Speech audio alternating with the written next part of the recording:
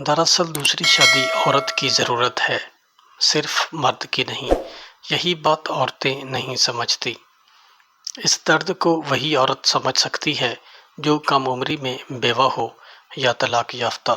تب انہیں سمجھ آتا ہے کہ کوئی مجھے اپنی دوسری بیوی بنا لیتا اور عزت سے رکھتا، میں کسی کی محتاج نہ رہتی، نہ ماں باپ کی، نہ بھائی بہن کی۔ ایک بیوہ کی پوری زندگی داؤ پر لگی رہتی ہے، اور وہ شہر کی زندگی میں تو بہرحال محفوظ نہیں ہے۔ اس کی عزت و ناموس کی حفاظت کے لیے اللہ نے قرآن میں مردوں کے لیے نکاح کے احکامات میں 2 سے شروعات کی، اور مرد پر 1 سے زائد نکاح کا بوجھ ڈالا گیا تاکہ اس کے مال سے دوسری عورت اور اس کے بچے عزت کی زندگی گزار سکیں۔ یہ احکام عورتوں کی بھلائی کے لیے ہی دیا گیا تھا۔ آپ صلی اللہ علیہ وسلم اور ان کے صحابہ رضوان اللہ اجمعین نے عملاً کر کے دکھایا، ورنہ ان سے زیادہ زاہد و عابد اور کون تھا؟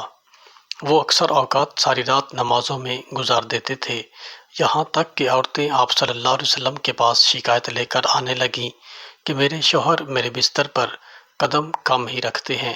کہتے ہیں اکثریت اقلیت کو کھا جاتی ہے۔ آزادی سے پہلے ایک صاحب استطاعت مرد 2 نکاح آرام سے کر لیتا تھا۔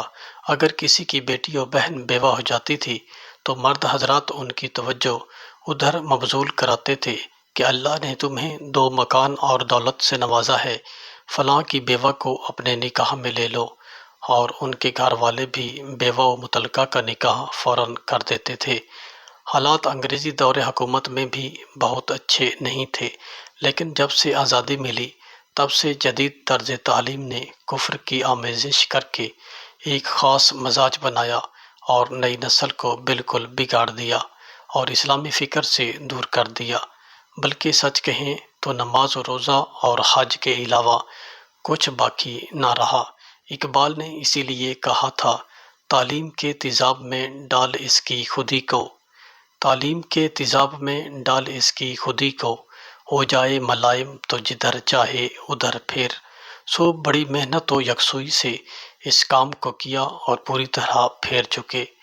انہوں نے نئی تعلیم وضع کی اور اس کے نتائج آپ کے سامنے ہیں۔ عورت اپنے شوہر کے ناجائز رشتے برداشت کرنے کو تیار ہے، لیکن ایک عدد شریف سوکن قابل قبول نہیں ہے۔ یہ اللہ اور رسول کے احکامات سے کھلی سرتابی اور بغاوت ہے، اور اس کا جو انجام ہونا چاہیے وہ آپ اپنی کھلی آنکھوں سے دیکھ رہے ہیں۔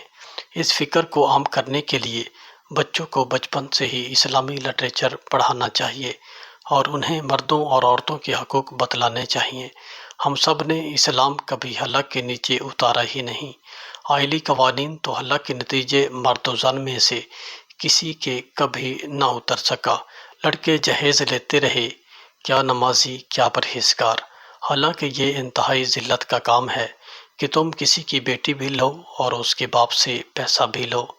لڑکیاں دوسرے نکاح کی مخالفت کرتی رہیں کیونکہ انہوں نے کبھی قرآن ترجمہ سے پڑھا ہی نہیں، اس کے معنی و مطالب اور تفاسیر پر غور و فکر بھی نہیں کیا۔ نتیجہ معاشرے میں کنواری عمر دراز عورتوں کی بھرمار اور بیوہ و مطلقہ کی بہتات ہے، اور عورت کسی صورت مرد کے دوسرے نکاح کو راضی نہیں ہے، چاہے عالمہ فاضلہ ہی کیوں نہ ہو۔ بس زنا کے دروازے کھلے ہوئے ہیں اور عام اور آسان ہیں۔ روز اس راستے کو ہموار کرنے کی فکر لیے ہوئے تہذیب کے آزر کام میں لگے ہوئے ہیں، کیونکہ ہم سب نے مل کر جائز راستے بند کر رکھے ہیں اور دین کا تماشا بنا رکھا ہے۔